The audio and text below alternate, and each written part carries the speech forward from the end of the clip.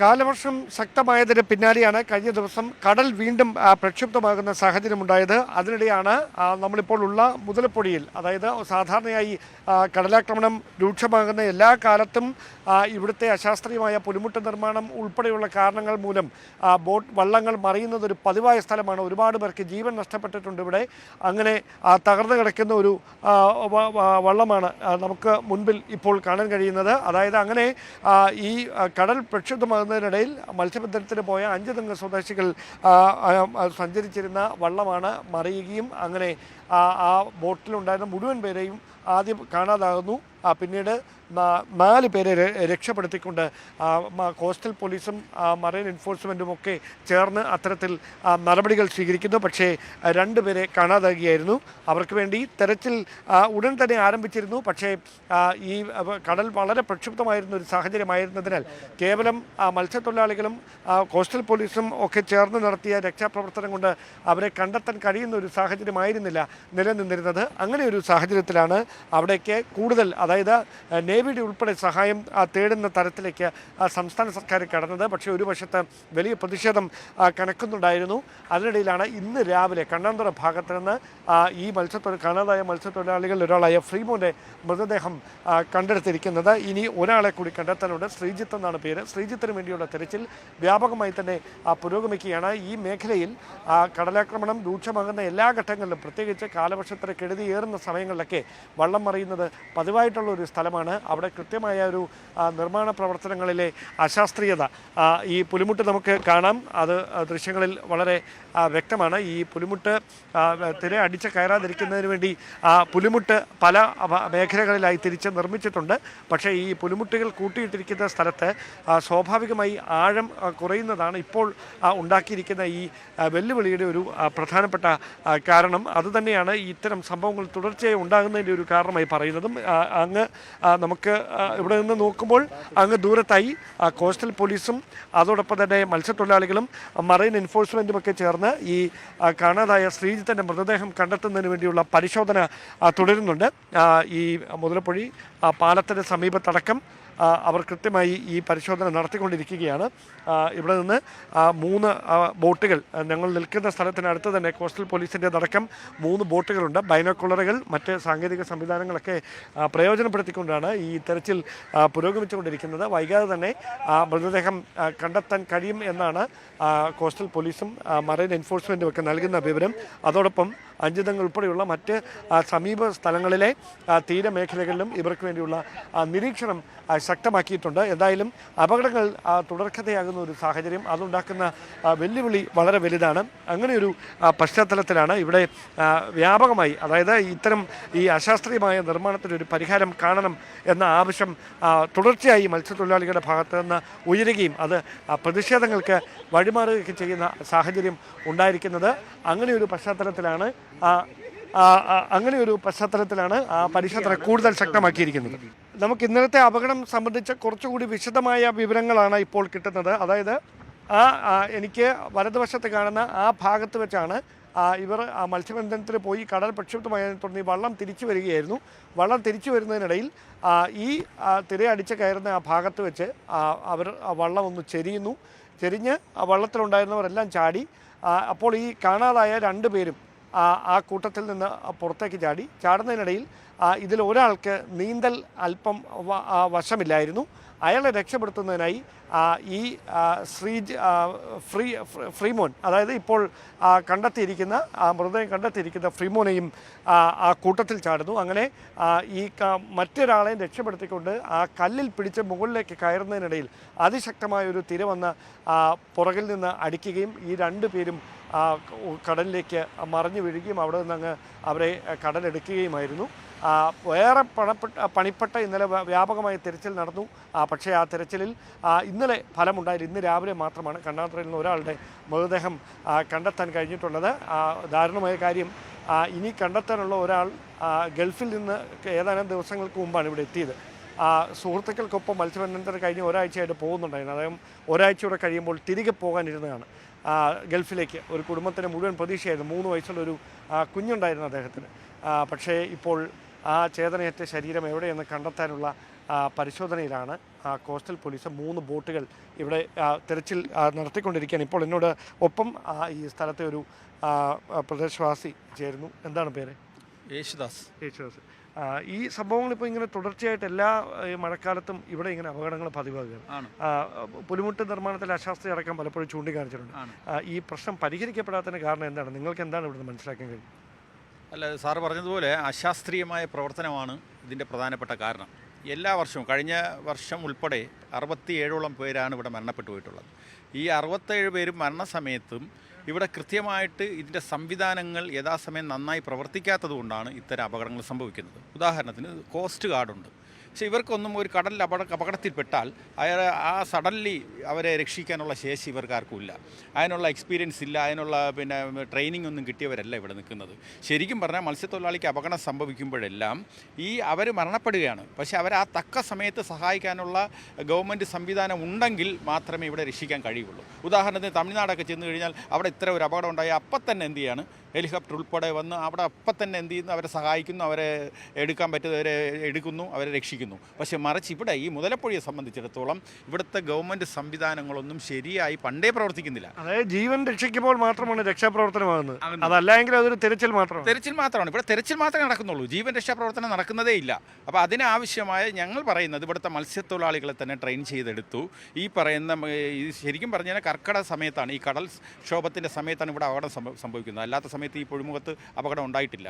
ഇത് എല്ലാ വർഷവും നടക്കുകയാണ്. അപ്പോൾ ഇത്ര 67 പേര് മരിച്ചിട്ടും ഇപ്പോഴും 2 എണ്ണം മരിച്ചിരിക്കുകയാണ്. എന്നിട്ട് പോലും എന്താണ് ഗവൺമെൻറ്റിൻ്റെ ഭാഗത്തു നിന്ന് ഈ കൃത്യമായിട്ടുള്ളൊരു ഇടപെടൽ എന്നല്ല ഉദ്ദേശിക്കുന്നത്, കാര്യക്ഷമതയില്ലായ്മയാണ്. നമ്മുടെ ഒരു സംവിധാനമില്ല. ഇപ്പോൾ കോസ്റ്റ് ഗാർഡിൻ്റെ ഒരു അപകടം സംഭവിച്ചാൽ തന്നെ വിഴിഞ്ഞത്താണ് ഒരു ബോട്ടുള്ളത്.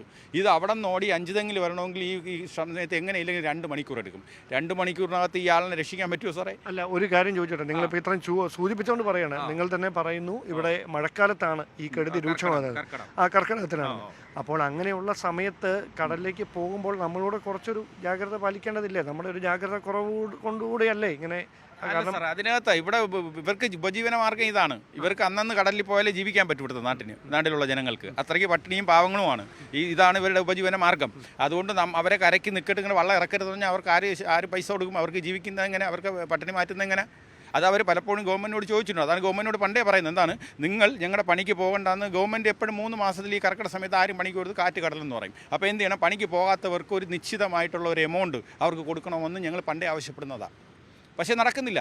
അവർക്ക് പട്ടിണി മാറ്റാം, ഇവർക്ക് എന്തെങ്കിലും റേഷനെങ്കിലും കൊടുക്കട്ടെ എന്നാൽ ഞങ്ങൾ പറയും. റേഷനും കിട്ടുന്നില്ല. റേഷൻ കിട്ടുന്നതെന്ന് പറഞ്ഞാൽ എങ്ങനെയുള്ള റേഷനാണ്? ഈ കൃത്യമായിട്ടുള്ള ഈ റേഷൻ ഗവൺമെൻറ് പറഞ്ഞ ഒരു മഞ്ഞ കാർഡിന് ഇത്ര കിലോ, ഒരു ചുവപ്പ് കാർഡിന് ഇത്ര കിലോ, അതേ കിട്ടും. അതുകൊണ്ട് ഒരു മാസം കഴിയാൻ പറ്റുമോ സാറേ?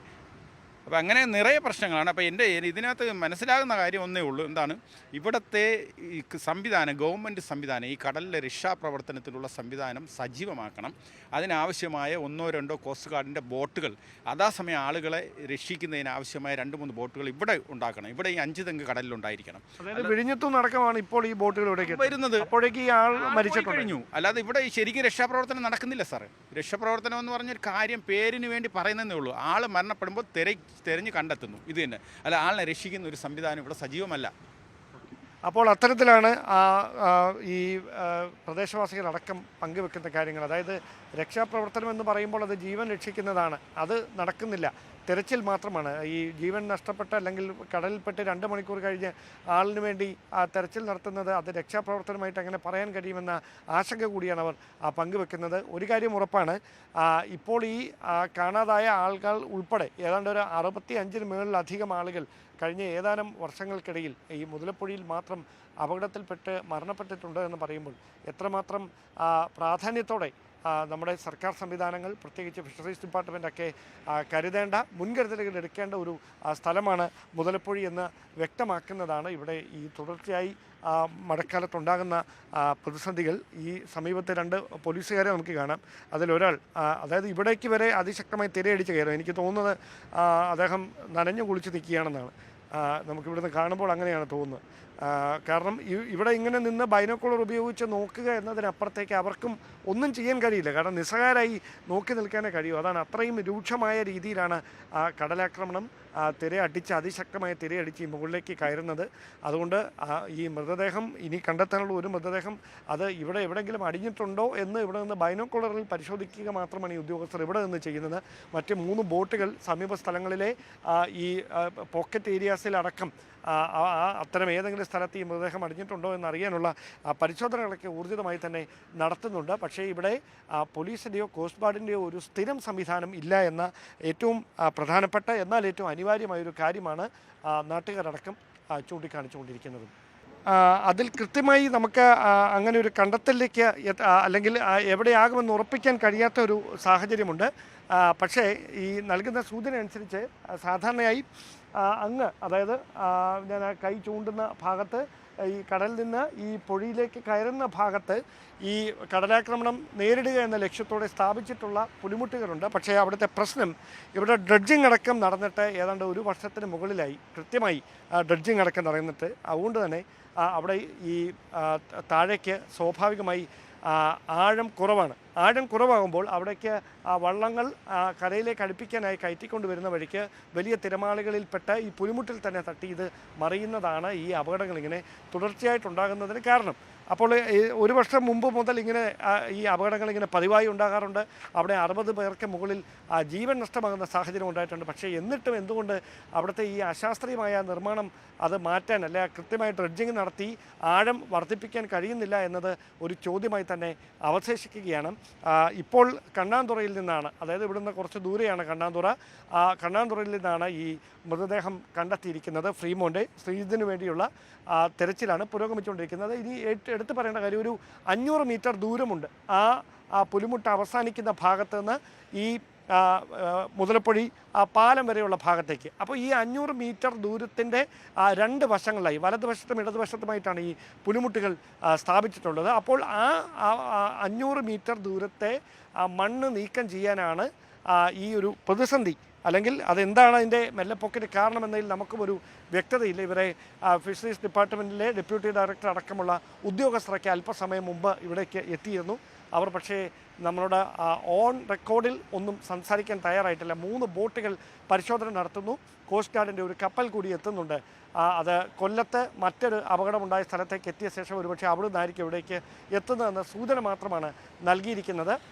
എന്തായാലും ഇവിടെ ഒരു സ്ഥിരം നിരീക്ഷണ സംവിധാനമോ രക്ഷാദൗത്യത്തിൽ ഏർപ്പെടാനുള്ള ഒരു ഔദ്യോഗിക ഉദ്യോഗസ്ഥ തല സംവിധാനമോ ഇല്ലാതിരിക്കുന്നതാണ് ഇങ്ങനെ ഓരോ മഴക്കാലത്തും വർഷകാലത്തും ഇവിടെ ഇങ്ങനെ ജീവൻ നഷ്ടപ്പെടുന്ന മത്സ്യത്തൊഴിലാളികളുടെ എണ്ണം കൗണ്ട് കൂടിക്കൊണ്ടിരിക്കുന്ന ഒരു സാഹചര്യത്തിലേക്ക് കാര്യങ്ങൾ എത്തിച്ചിരിക്കുന്നത്. ഇപ്പോൾ ഇവിടെ ജീവൻ നഷ്ടപ്പെട്ടിരിക്കുന്ന 2 പേരുടേത് അല്ലെങ്കിൽ കാണാതായിരിക്കുന്ന 2 പേരുടേത് അവസാനത്തെ വാർത്തയാകട്ടെ. കാരണം ഇതിൽ അടിയന്തരമായൊരു ഇടപെടലാണ്, ആക്ഷേപങ്ങൾക്കപ്പുറം ഇടപെടലാണ് ആവശ്യം.